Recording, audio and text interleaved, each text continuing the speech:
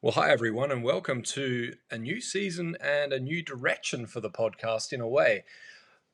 I've released my second book. Well, technically, I haven't released it yet. It's coming out August 16, depending on when you listen to the podcast. And for this book, it is self published, self released, with a little extra help and a bunch of additional contributors.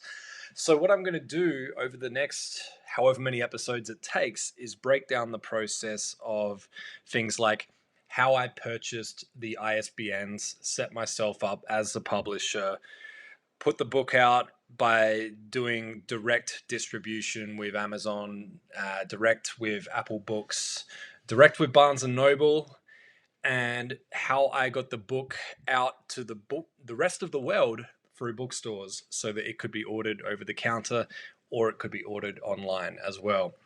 So for this first episode, the way that I purchased the ISBN was on a website called Bowker in the US, Bowker, and I'm sure I butchered the name, so please feel free to correct me. But the reason for this is to be able to go direct to Amazon specifically. I could allow them to create the ISBN for me, but that would mean that I cannot then take the book and distribute it anywhere else outside of Amazon. It would all need to be done through them.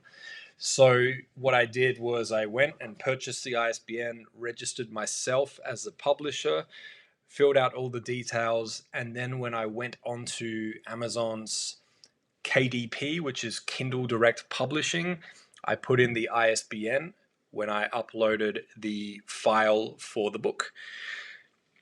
Now, the way that it works with the book is I can set up pre-orders for the digital versions. So Apple Books is digital, Kindle, with Barnes & Noble, it's Nook, Nook.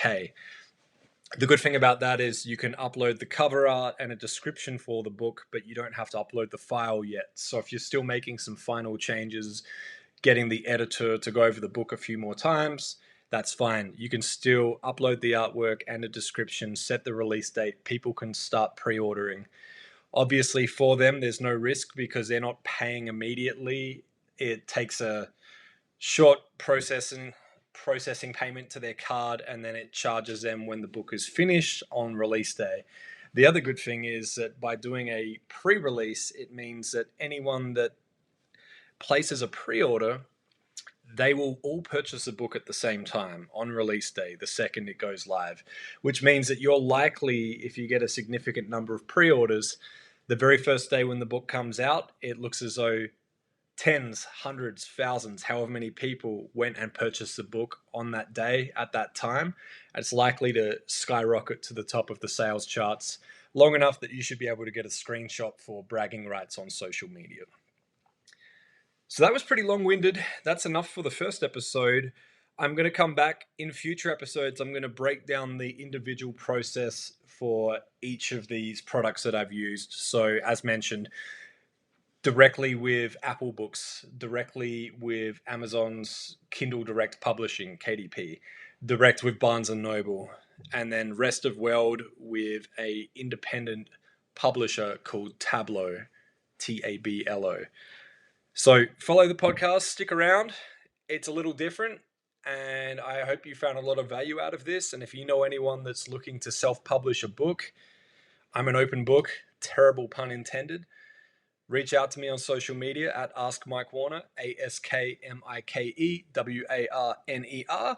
And if you'd like to see how the book looks, go to workhardplaylisthard.com, link in the notes for the podcast.